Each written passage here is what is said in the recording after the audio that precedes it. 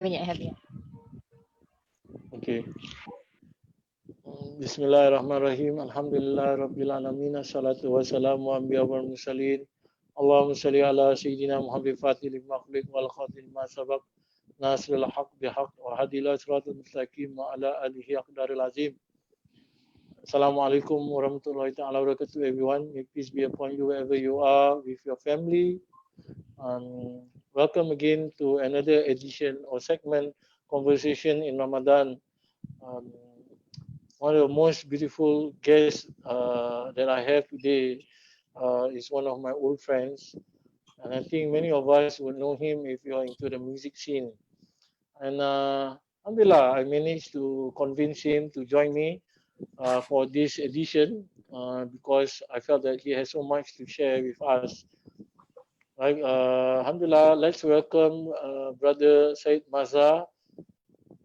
MashaAllah. Oh, we know him as Syed Stompin. Right? Assalamualaikum. Waalaikumsalam, babe. How are you? MashaAllah. Ramadan Mubarak. Ramadan Barak, Ramadan Karim. Hey, MashaAllah. Alhamdulillah. Nice to see you after so long. I think it's been a long time since we met. But I know you have been very active back with the bands and so on, which is good. I think you are good at it. You know, to all the viewers, Brother Syed, we always call him Syed. Or last time also some friends call him Botak because of his hair and all that. But I rather call him Syed because he's fondly to me as a big brother. You know, when I was in the music hardcore scene, he's one of those who I always adore, like a fanboy. You know, when I was very young, I watched him perform at Succession with his old band, and he's a gifted, talented musician. And over the years, we became friends and evolved in many things in our lives. And then we lost touch, and then we came back, keep in touch. I met him somewhere. I think it was at City Hall or what, and then we keep in touch back, and that's where he is today. So, mashallah. So, bro, knowing that you've been still playing music lately, uh, how do you spend your time lately with work and playing bands? I think a lot of bands, right? You're playing right now. Yeah. Currently I'm with Bind, which is a hardcore punk band, Rebel Hi-Fi, and also a new reggae band called Selectors, together with Freestam from Bushmen, and then our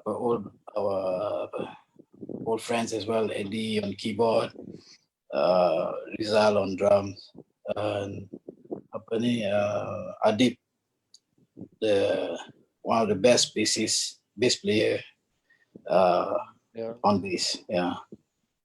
Yeah, but I think knowing you for so long right now, I knew you when I was 15, I guess. And now, how old are you now? 48. Alhamdulillah. MashaAllah. So you are 5 years older than me, lah. I 43. MashaAllah. So it was a long time, right? Very long Yeah. time during the Succession days and all that. But somehow at point of time, I think we were always mesmerized with your bass, like Flea from Red Hot Chili Pepper and so on. But I know you came also from a music family. Your uncle, your late uncle Ustaz, apa ni? Saya Abdul Hamid and Alkaf was a musician. Yeah. Your cousin also now, Syed Isa also was a Yeah. musician. Yeah. Back then, were you ever thought that you would be a musician as good as how people see you are? No, I don't see myself as a musician. I never see myself as a musician. I just love music, and I don't know. I just find that music excites me, and I never, until today, I don't call myself as a musician.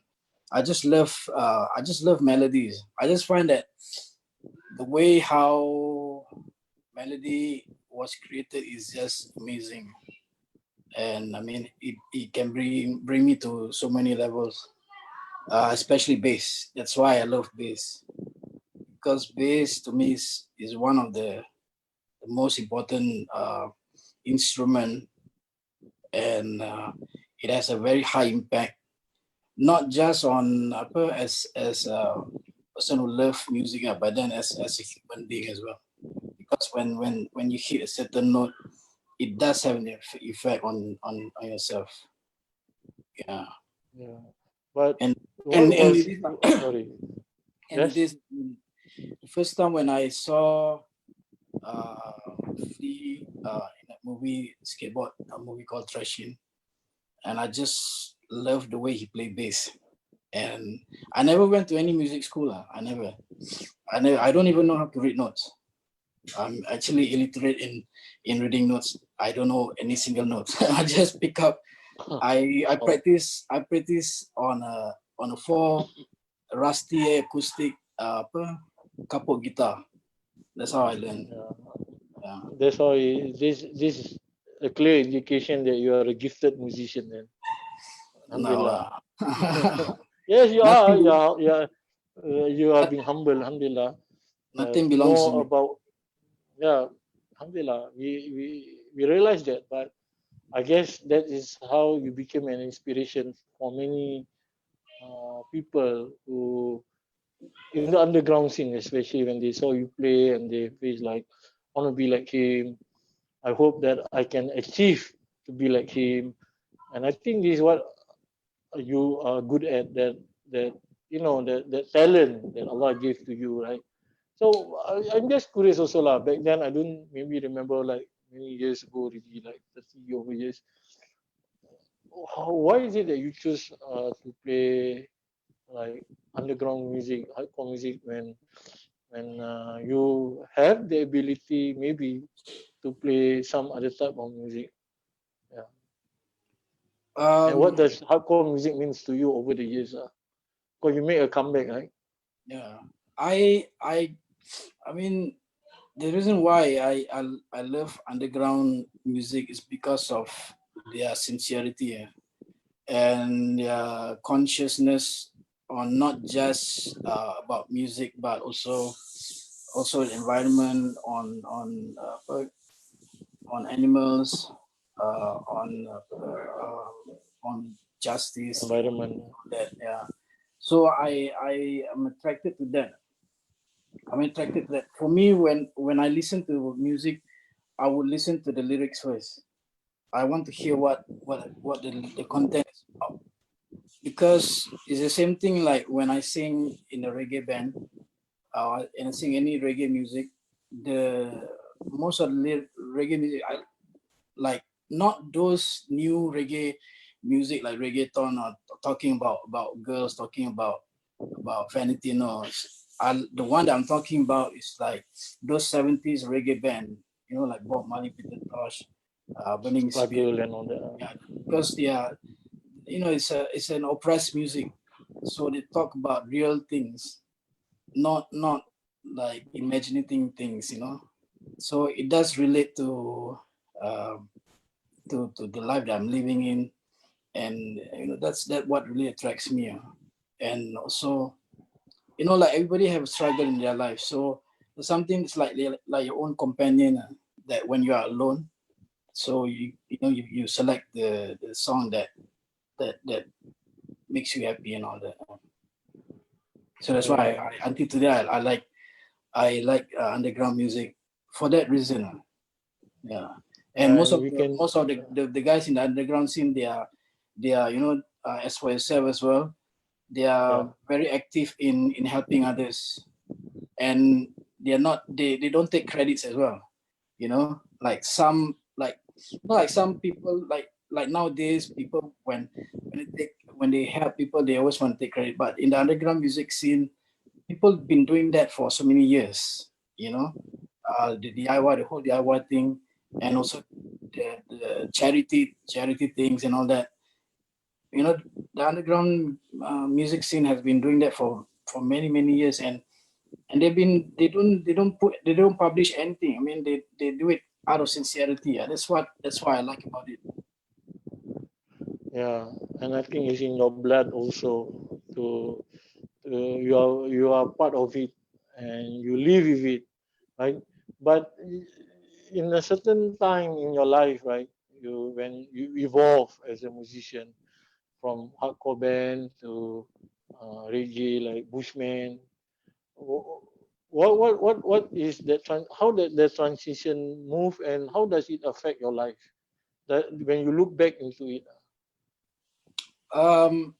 When I was with Stomping Ground and my earlier punk band, I was already into like ska music, um, like ska and early reggae. So it's just that matter when I start to listen. Suddenly, I don't know. I just when I start to listen to Bob Marley, and after that I start to dig more into his music, and it's just the lyric. It's more about the lyric that the songs that he wrote that really dragged me into knowing more about reggae music, and that's how I listened. I was really into reggae more, and it's just start to evolve from there. It's because of the lyrics that like especially my favorite song, which is Redemption Song. That was to me that song is the best song in the world because of that lyrics. Emancipate yourself from mental slavery. None but yourself can free our mind. None but ourselves. Yes, that part alone is just a big full stop for everything. It's But was that your turning point in your career music? Like you suddenly became a full time musician, or how it goes? How it goes? I did not. I don't really say that I became a full time musician.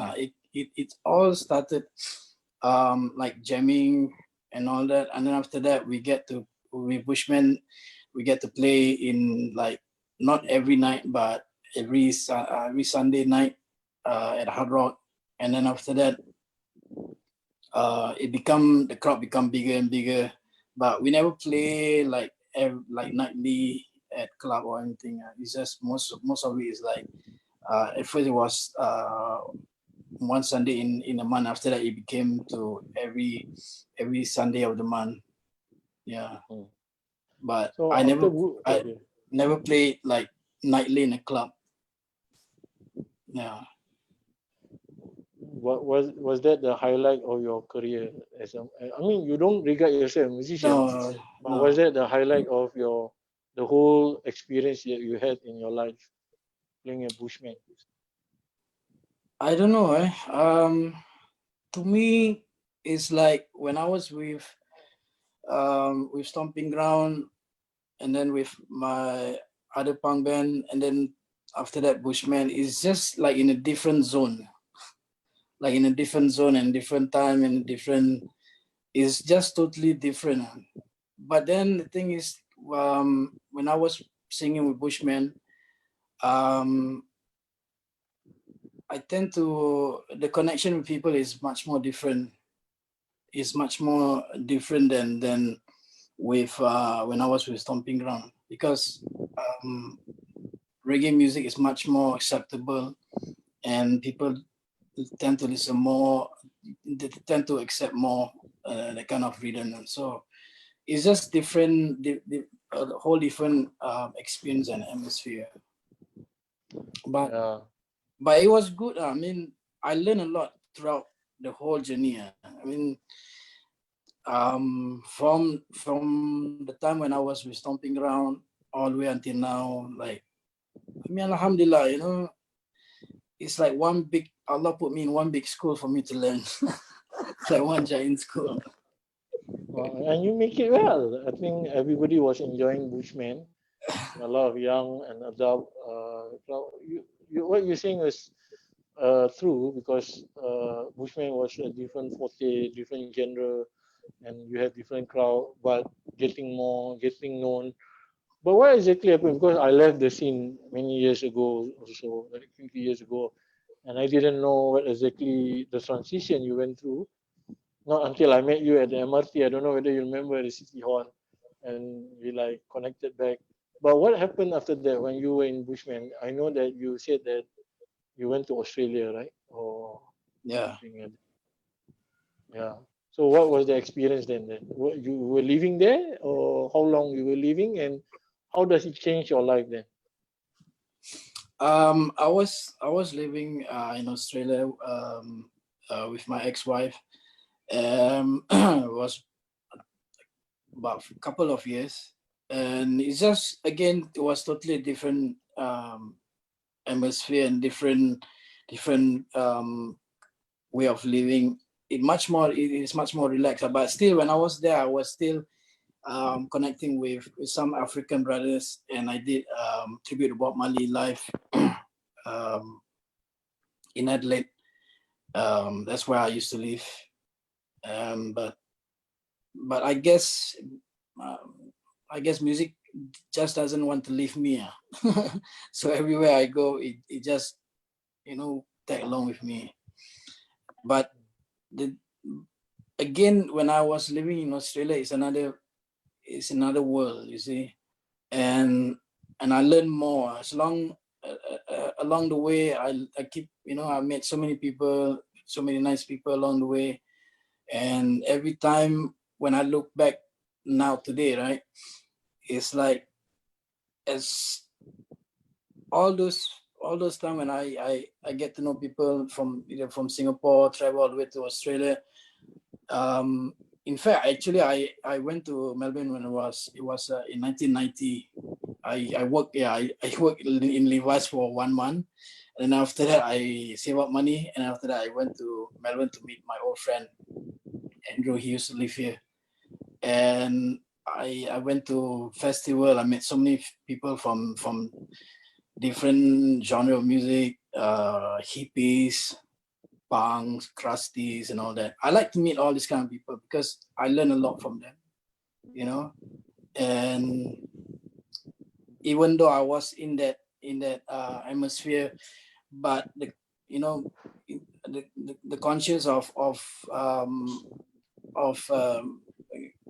God is always there, you see.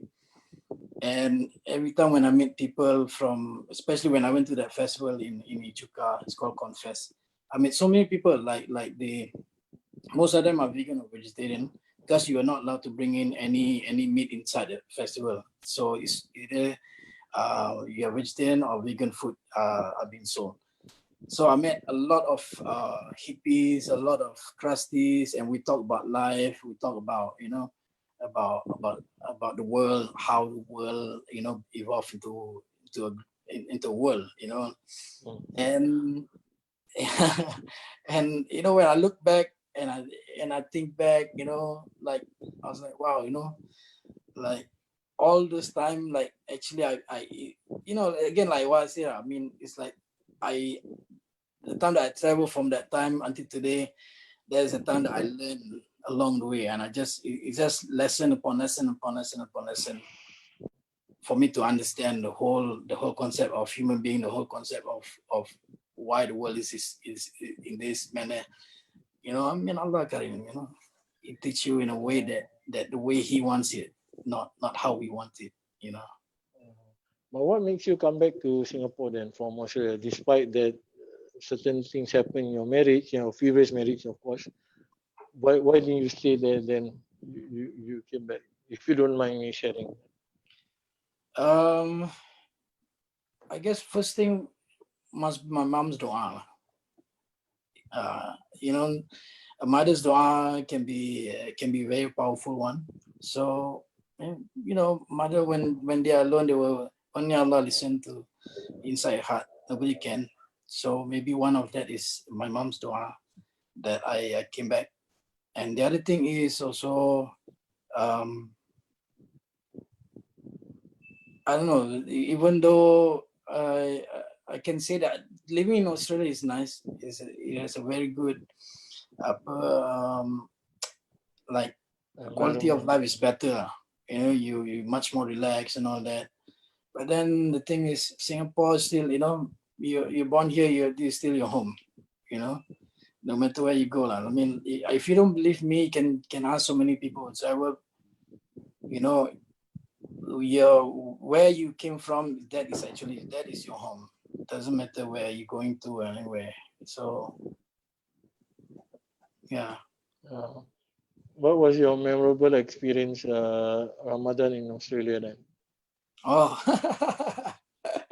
I mean, there were one generally. of okay, one of the best one is that the first time when I went for Tarawih, uh, and then I was like, how come it's so long? How come the Salat Tarawih is so long? And then after that, then I know in Australia the Salat Tarawih for every night is one juice. So I was not, in Singapore, Salat Tarawih is not. I never Salat Tarawih for one night is one juice, but over there is one There are night. some mosques in Singapore who have one juice, but maybe you have not experienced it. I have not experienced it. Yeah. So when I was there, I was like, wow, satu malam satu juice. But alhamdulillah, it's a good experience. Yeah. But it's different now. I mean, you don't get to. It's not like in Singapore where you can meet up with your friend and you can go Tarawih together, and then for in Australia you have to travel quite far to go to a mosque, and also even for Salat Jumat you have to travel quite far. Alhamdulillah, I mean, we are blessed in Singapore. Everything is so convenient. Everything is so it's working. I mean, down there. That's why I always tell my friend, yeah, actually, if you want to go, if you want to travel, you travel to a country where you learn something. Not not not not you want to be somebody, but you learn something.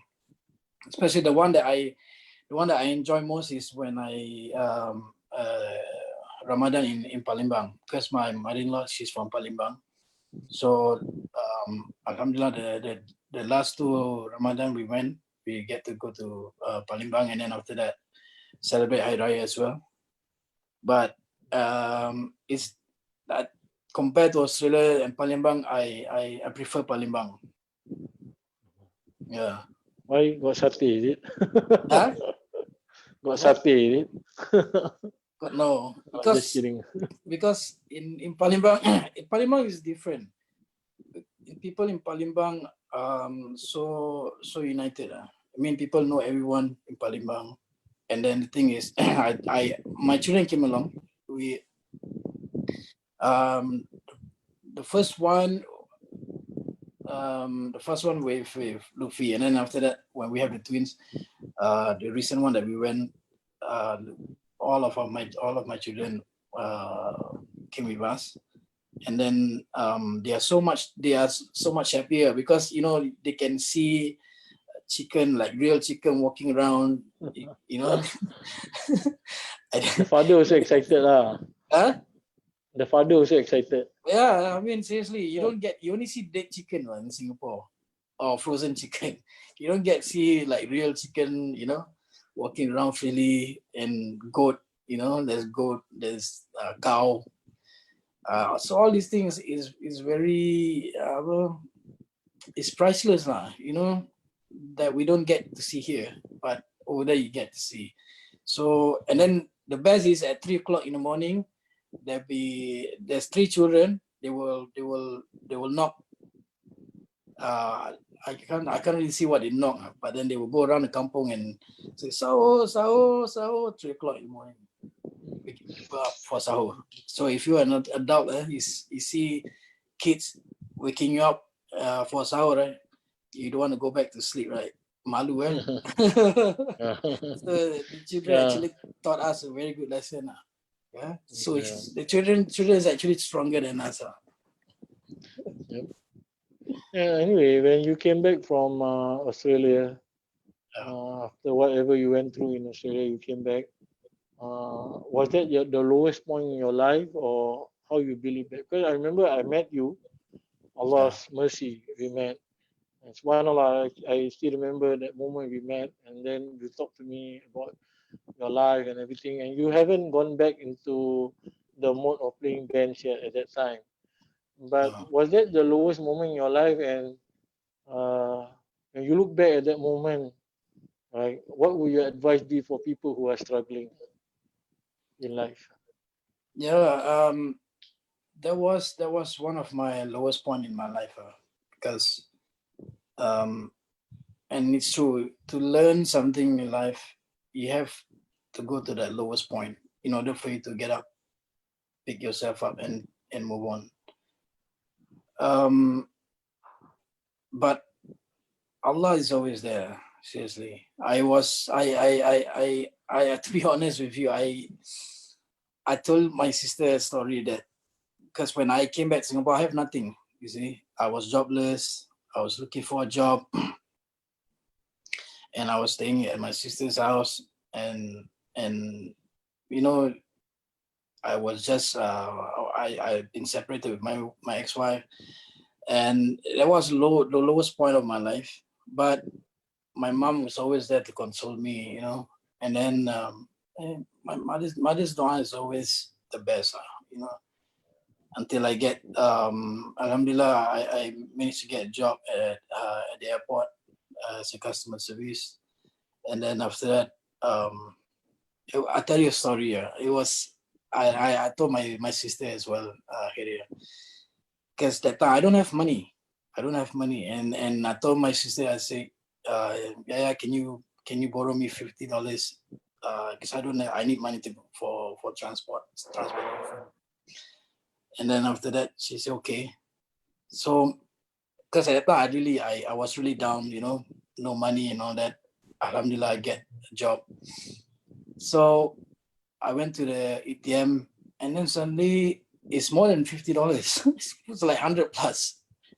And then I called my sister. I said, hey, how come you transfer more than $50? She said, no, I only transfer 50. Then how come I have like 100 plus in my bank? So I don't know. I said, okay. So there was also another time when I was like, I got no money again, and I don't want to ask for my sister again. So I was like, and really I don't have inside. My ATM was zero. And then when I checked to see if I can cash out anything, I was like, try it. Maybe who knows? Maybe there is money again. Who might never know it happen again.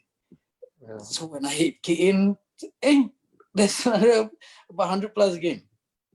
So I was like, so I mean, I don't know where it came from, but alhamdulillah, that really helps me. And after that, that is when, before I get my first paycheck.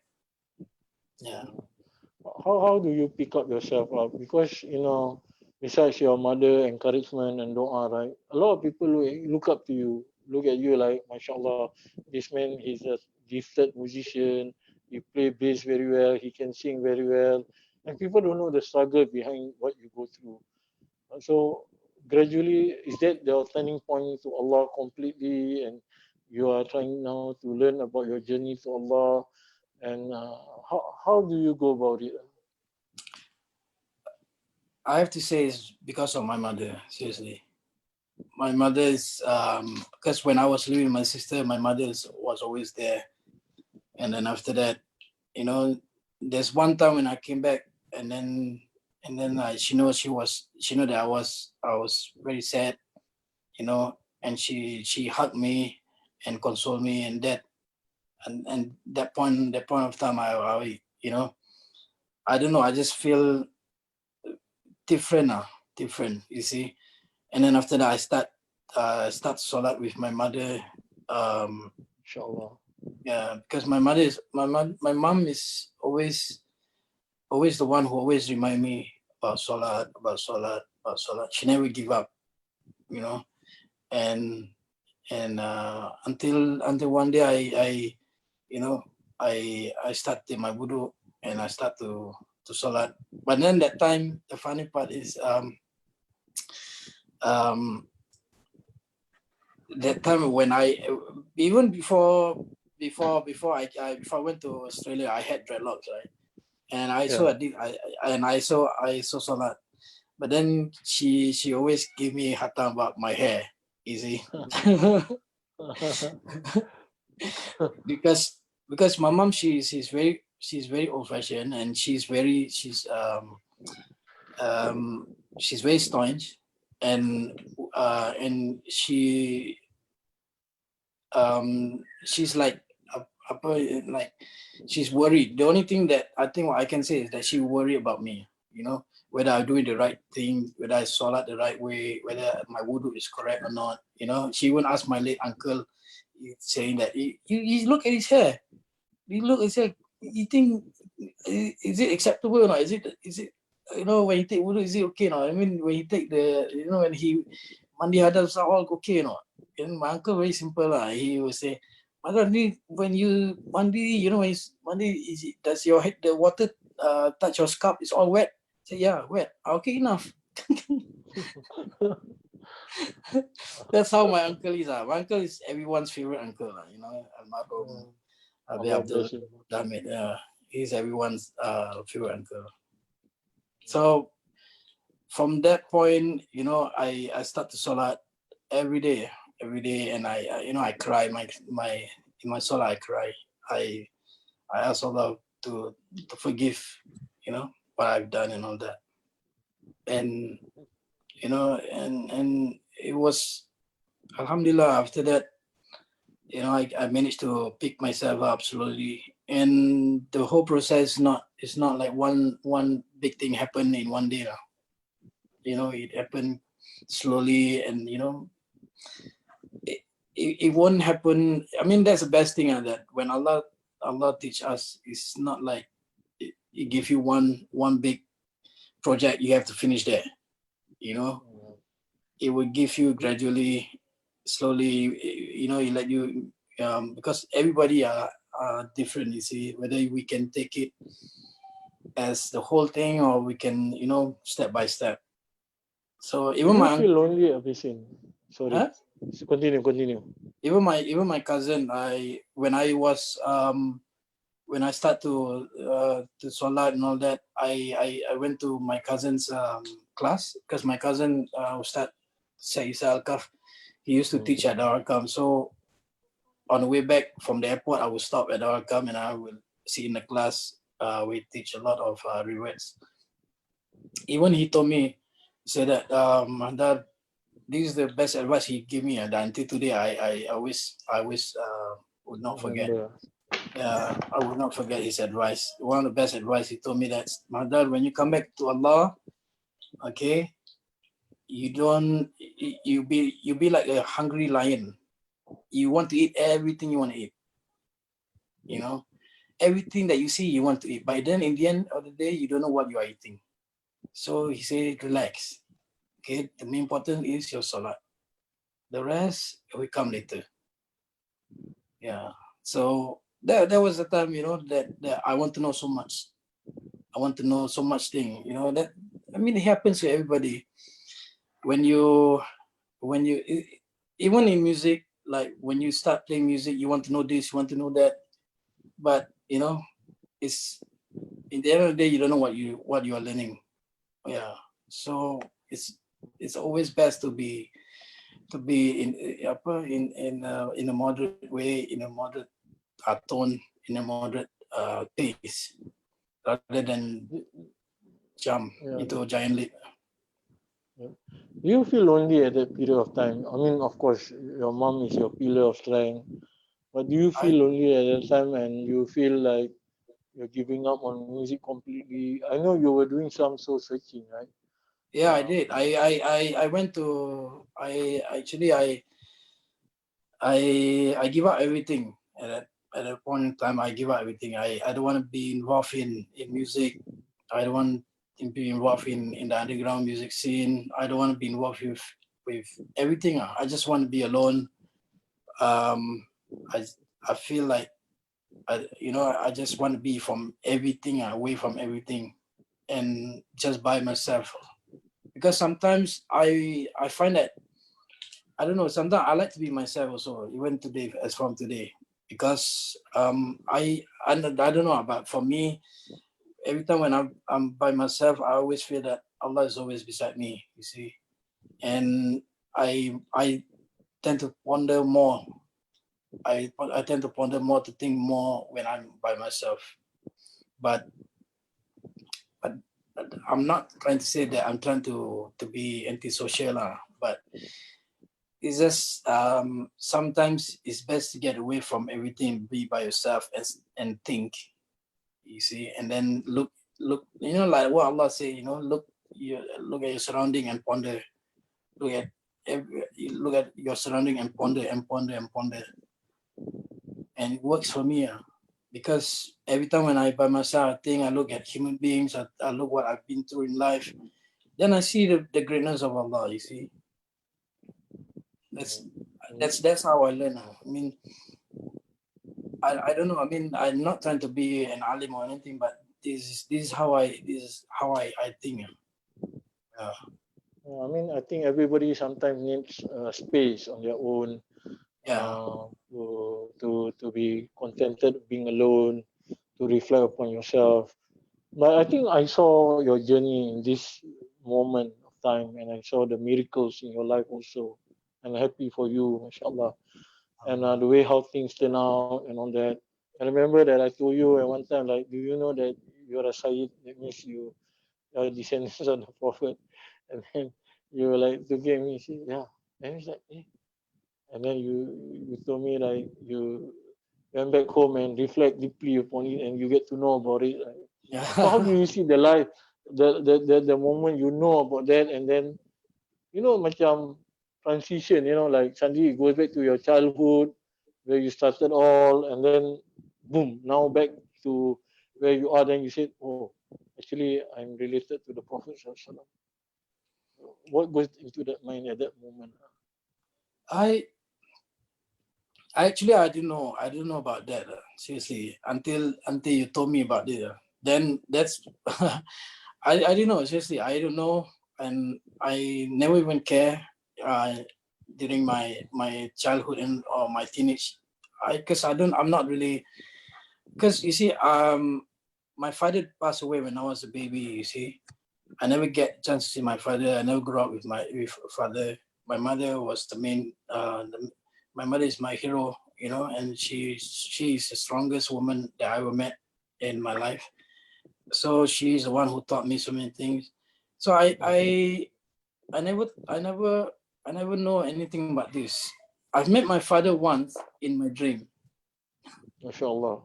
Yeah, and he MashaAllah. was smiling at me. So, and that's the only time that I ever met my father. But I never met, because I How was, old were you when your father died? I was baby. I'm not sure how old, but I MashaAllah. was a baby. Yeah, so I MashaAllah. never get to see him at all. So, but when you get to know about all this family history and all that, does Yeah, it really change you? my mom also never Oh, my mom also never explained to me anything about it, because you see, the thing is, until you told me about it, then after that I when I went back home, then I asked my mother about this, and then I asked, um who I belong to, and she said, your father is Ben Shahab. And then, MashaAllah. yeah, and after that, that's when I start to do a big research, about, because I like history, you see. Yeah. So, and I love history, so I do my own searching. I do my own. I meet up with my cousin and my uncle, and after that, so I get to know about my father's side, his grandmother, because I used to visit my grandmother. Um, she used to live in Toa Payoh, Mm, and I also didn't know that her history is big as well, because mm. she's her name is Almarhuma Sharfa Salma, but then they call her nickname is Tunku Hitam. You see, Oh, because they came interesting. from, they came from my great grandfather. They came from Kerajaan Siak. So the his is big. I mean, the history of my family is very big. So you mean that you have a royal descendant in you? Yeah, I didn't know that as well until I get to know. Then I get scared. as soon as I get to know about that, I get scared because it's quite heavy, because like what the things that I've done and all that, and then after that, with all this information, the lineage and all that, is quite scary, and I ever asked, I ever told Idros Alapsi about this, and because I kind of like don't really want it, because, but he told me a story that even he came to a point, when he was in Hadramaut, he said he doesn't want to have it, and then he was saying that, how can you do it? It's in your blood. You cannot erase. You cannot throw all your blood away. You see, it's there. You cannot do anything about it. But to me, it's not a privilege. It's not a privilege. It's heavy. It's heavy burden. You see, because because of the I'm not an alim or ustad or anything, but I love music and all that, but then I have all this on top of me, you see. Yeah. So it's not an easy thing. It's not something where you can be proud of or anything. No, it's not. But Alhamdulillah, Even my may Allah mom, even preserve my you. mother told me, even my mom warned me. My mom said, you know, so now it's not like you can go around and be proud of, tell everybody no, you just keep quiet. My mom always say that. She always remind me, don't, you just keep quiet, don't try to be boastful or anything like that. No. So Yeah. Alhamdulillah, mashallah. May Allah preserve you and your mother and your family. So after that, I know you got married again, yeah, and you have three this is children. matchmake. Mashallah. Alhamdulillah. Alhamdulillah. That's good. Alhamdulillah, because to be honest, Khalid, when I start to Yeah. work and all that, then I feel lonely, you see. And then I told my Okay. sister and my mother, said, I don't want to do any more mistake. I want to get married. As soon as I say that, my sister goes scouting. The That's good. A lot of people wanted that. so it's my niat, my dua, and Allah listen, alhamdulillah. So and um, yeah, my current wife is she's from the Aljanet family. Mashallah. Yeah. How is it feels like, now that what you went through topsy turvy, your experience days of playing in a band, and people adore you, and then you got married again, and then you have children, and Yeah. then it's a different face of Syed Mahdzar, right? Yes. But when you look back again, like, okay, I'm a father now, but I still love hardcore music. But I know that I'm also a descendant of the Prophet Sallallahu and all that. What comes to your mind, like, to be yourself with your children and with the people around you, even from the music scenes and all that? Um, I I don't know. I mean, there was a time where I think you even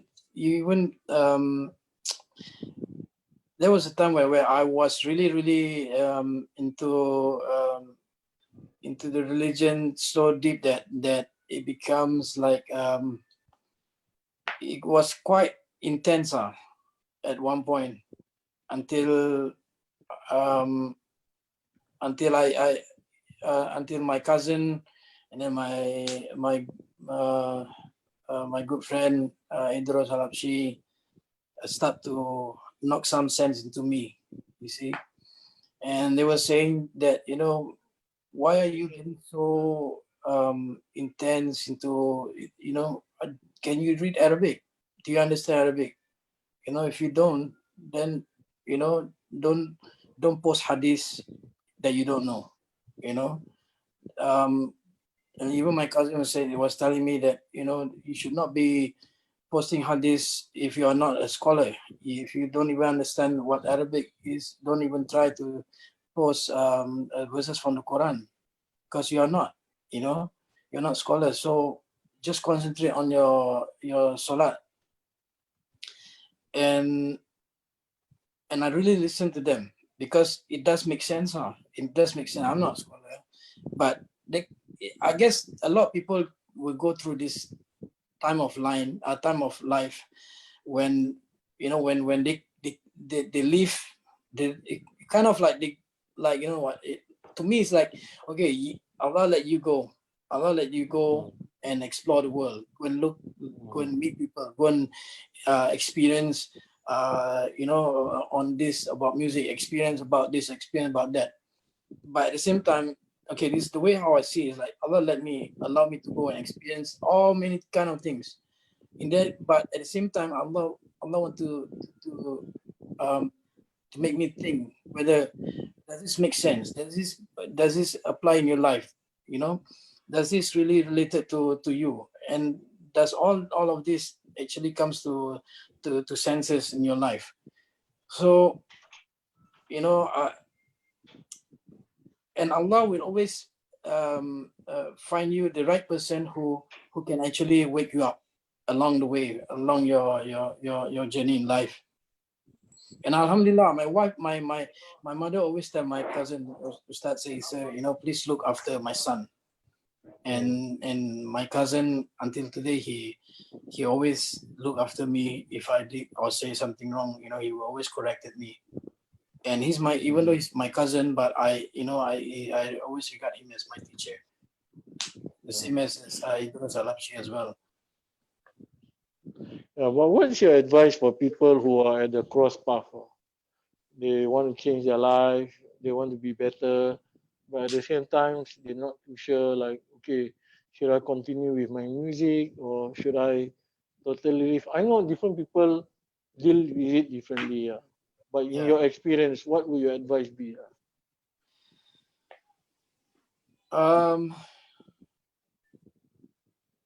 I don't know how to say that, but like for myself, I was into that world, and after that, I came back to Allah, and then by the same time, I love music, you see, and then my cousin also told me, you love music, go ahead, you want to play music, go ahead, but play music that people can benefit from it. People can benefit from either your lyrics. Your lyrics must be a positive lyrics. Things that, as long as you don't do like what you used to do before, and just if you want, because for myself, even for me, the way I see music, right, is also a form of it's like form of a machine, like a carriage, you see, where I can relate music to the situation where I am, or how I feel like and all that. So to me, like, even you can ask, I mean, yes, you can see that Yusuf Islam, he was at his peak of his career, and then suddenly he just dropped everything, and then he just walked off the stage. And then after that, I from what I know, that he don't even do any recording except for voice. He records his voice, he's singing only by voice with no musical instrument. And then until he met this one of the scholar, I think Mahdzar Al-Haddad or something. He was saying that what you used to Al-Mashur, yeah. He was saying that I used to always to sing. I was a musician. And he said, oh, then why you stop? Then he was he was quite shocked. Why? How come he say why I should stop? Then it's the same story that I can it's the same thing as for me as well. See, I have this ability to write music, to compose a song. Why not I use this ability to write song so that people can be happy, can relate to in their life. Something is like it's like a carriage where I can, it's like, you know, that I can voice out, you know, I can talk to, it's like you send a message to people, people listen, and then it goes straight to your heart, you see. And but it depends on what kind of music that you wrote now, you know. If it's different message, it can send to different different feel, is it? So how does it feel like with having the guide now and being close to your mom, having children, and having a spouse and so on? You attend Majlis Zikir, Majlis Maulud, and Yeah, now you're also still active in the scene. yeah, How do you see yourself then? And for what I'm trying to say is how you see the scene then, right? Like were you before when you were growing up, and now you are already 48, and yeah. now you go to Maulud and everything. How's the shift in looking into it? I don't know. I grew up with going to Maulud, you know, like Yeah, not just now, but even when I was a kid, my uncle will always do Maulud and Tahlil and all that. So you know, it's nothing different or nothing strange to me. But the thing is, every time when I go to Maulud, I feel, I don't know, I feel much more. I feel happy. You see, and reason why I say that I feel happy because I can. I mean, it's different. It's still music. You know, it's melodies. Yeah, it's melodies, and but it's different kind of melodies because the content of the Maulud is totally different from if I were to uh, sing a punk song or anything like that. So to me, it's like I when I the difference between I go to a gig or when I go to a Maulud is when I go to Maulud is I don't know, is the feeling is much more warmer. You see, much more warmer and much more it's much more closeness with everyone that's in that majlis.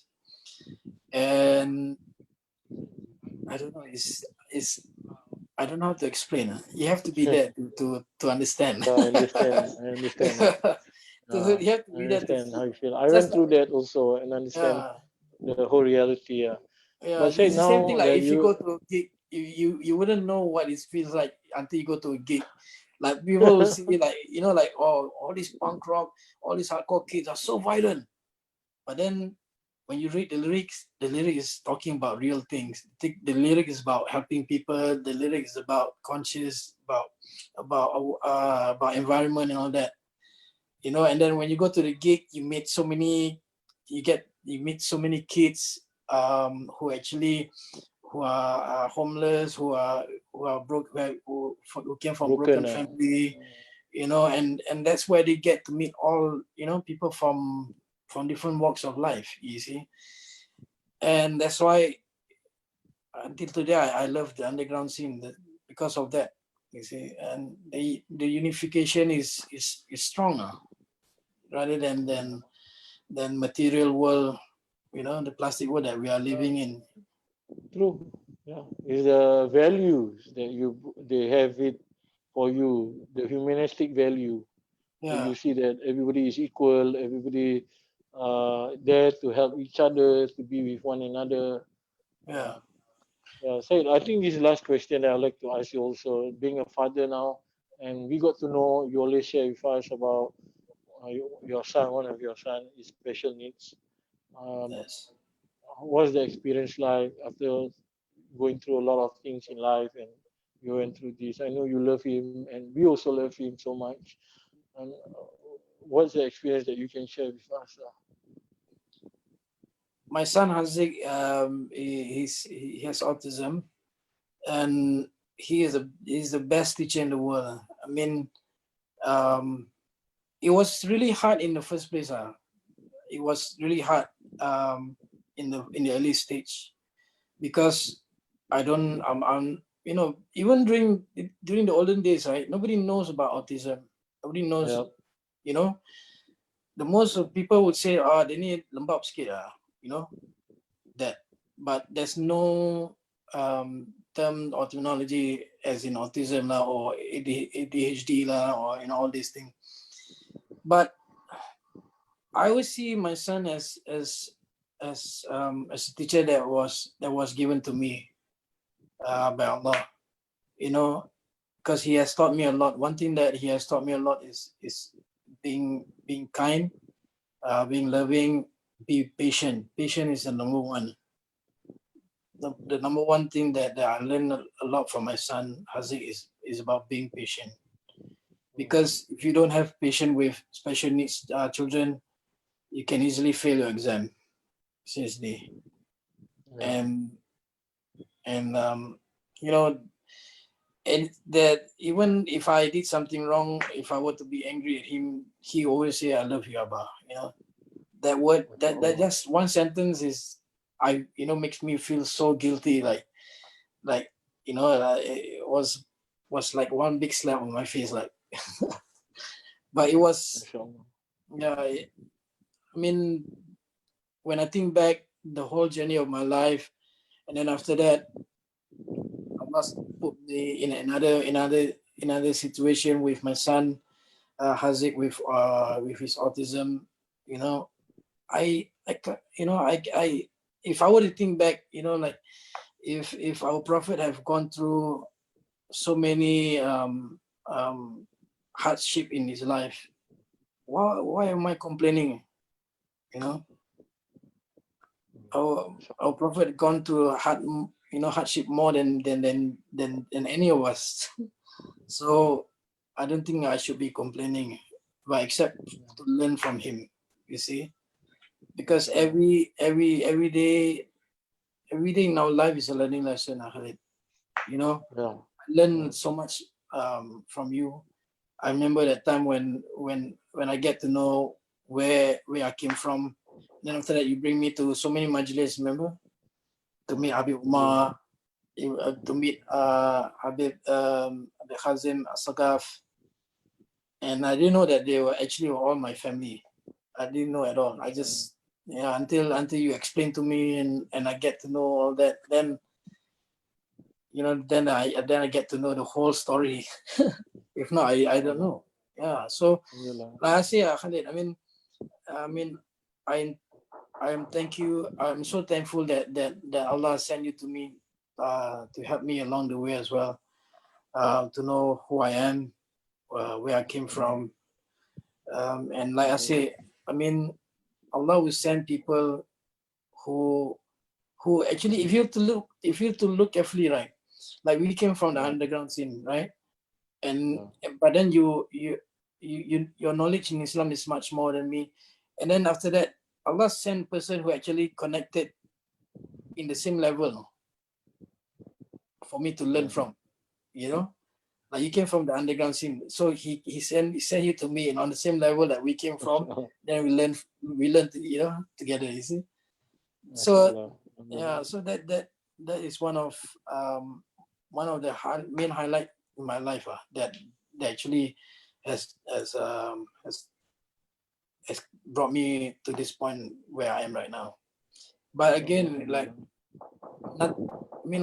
in our life, there's nothing belongs to us. There's nothing in our life belongs to us except for our deeds and our death. That's all. The rest does not belongs to us. So there's one song by Peter Tosh. Actually, Get Up, Stand Up. He was saying that. He was saying, no, in that song, Equal Rights. Everybody wants to go to heaven. Everybody want to go to heaven, but nobody wants to die. He said that everybody wants to go to heaven, but nobody wants to die. And then I remember that time, Imam Latif Finch, he actually posted that, and I was like, yeah, it's true.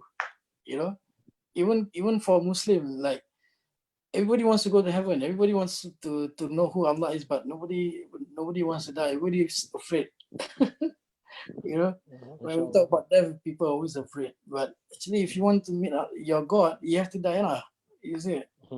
If not, how are you gonna meet? How are you gonna meet Rasulullah Sallallahu Yeah. Anyway, babe, any last words to all the people viewing this?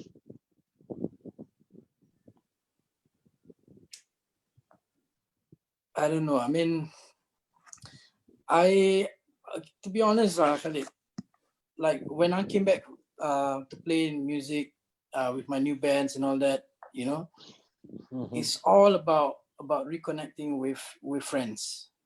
You see, it's all about reconnecting with friends. I personally, I love humans. I and all my life, my work is all about about connecting with humans. It's all about customer service. And now I start to realize, you know, when I look back, my work is all about that. It's all about connecting with humans.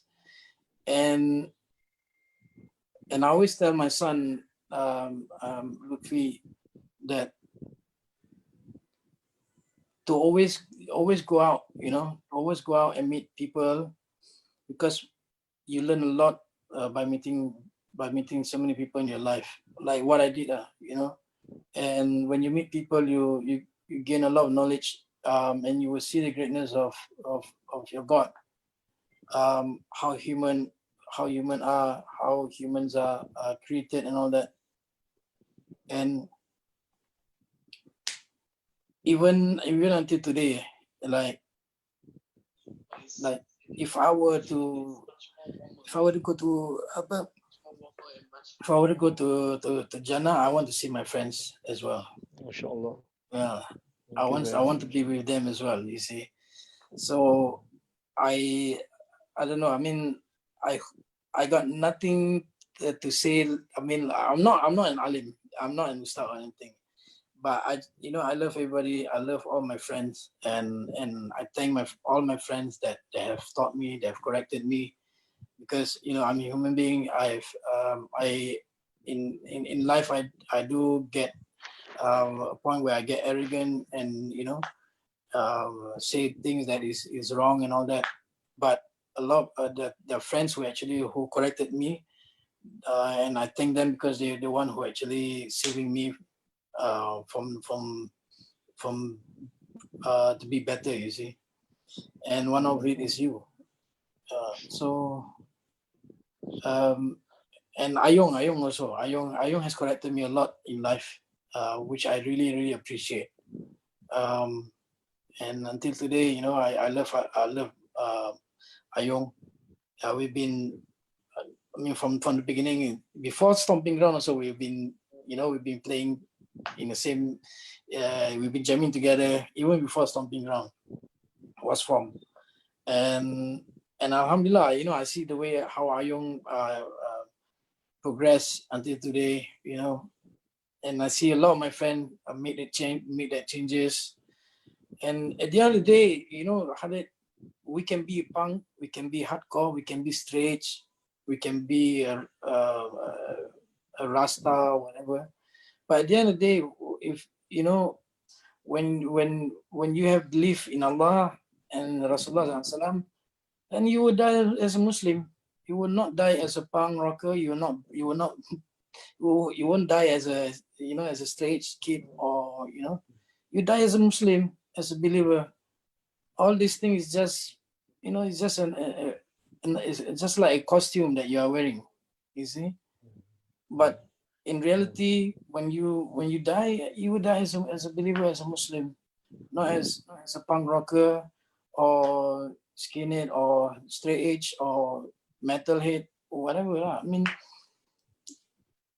that's the reality. Yeah. So to me, it's like, don't go too extreme lah. I mean, at the end of the day, like I say, when we die as a Muslim, when we have belief, we will die as Muslim. not as anything else. But but if you love music, punk rock music, go ahead, and I still enjoy listening to punk rock music. I still enjoy listening to reggae, hardcore. I still love all this music, but at the same time, I love kasida as well. Mashallah. Yeah, Yeah. because it's different. When I listen to kasida, and I sometimes I cry for no reason when I listen to kasida. I don't know, you know. Yeah, Mashallah.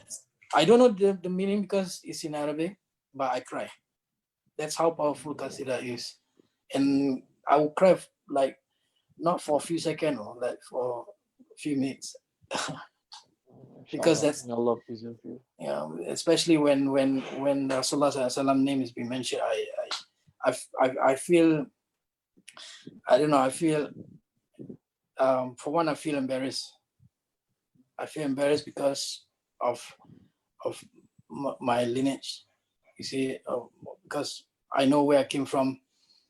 I feel embarrassed because of that, and I feel, I don't know. I just feel that embarrassed and that's why I feel, that's why I would cry. And Mashallah. I just wish that I was with him. Allah. Inshallah, will Because be with you. if you look at this time of the world, I don't want. I mean, I'd rather be with if I get a chance, I'd rather be with him. Because I feel Inshallah. much more safer. This world is, is dying. Nothing. There's nothing great about this world. There's nothing. Okay, Syed. Thank you very much, Syed. I think you are one of the most blessed and wonderful and the best of friends that I met along the years in the hardcore scene and even in my personal life until today. I'd like to thank you for being on board in this program, Su Ilahi Conversation in Ramadan. May Allah preserve you and your family. I mean, May I Allah mean, grant you lots of success in whatever you do. I Selamat mean. berbuka. Inshallah, you are going to buka soon. And I see you again, inshallah. Inshallah. May Allah bless you and your family, and may Allah Ameen. bless everybody in Saudi Ilahi. And Ameen. may all of us be with Rasulullah SAW. Ameen. And, Ameen. Ameen. and Thank may you, Syed. our last word be La ilaha illallah. Ameen. Ameen. See you again, inshallah. Take care. Ramadan Assalamualaikum Mubarak. Waalaikumsalam. warahmatullahi wabarakatuh. Alhamdulillah, everyone. There's the conversation in Ramadan program at end with Syed Mahdzar, former Stompin and Bushmen. So, inshallah, later tonight we have Syed Abdul Aziz class, the 40 principle of the Deen from Ihya Ulumuddin. Today, Syed will talk about the status and wealth and so on. And this Tuesday, we have Imam Daud continue back with Surah Yasin, inshallah. With this, we said, Assalamualaikum warahmatullahi wabarakatuh. Please donate our hospital and also our affair with Free Food for All. And also check out our upcoming programs and events online at our IG and Facebook. Selamat berbuka. See you all again. Remember us in your doa. Assalamualaikum warahmatullahi wabarakatuh.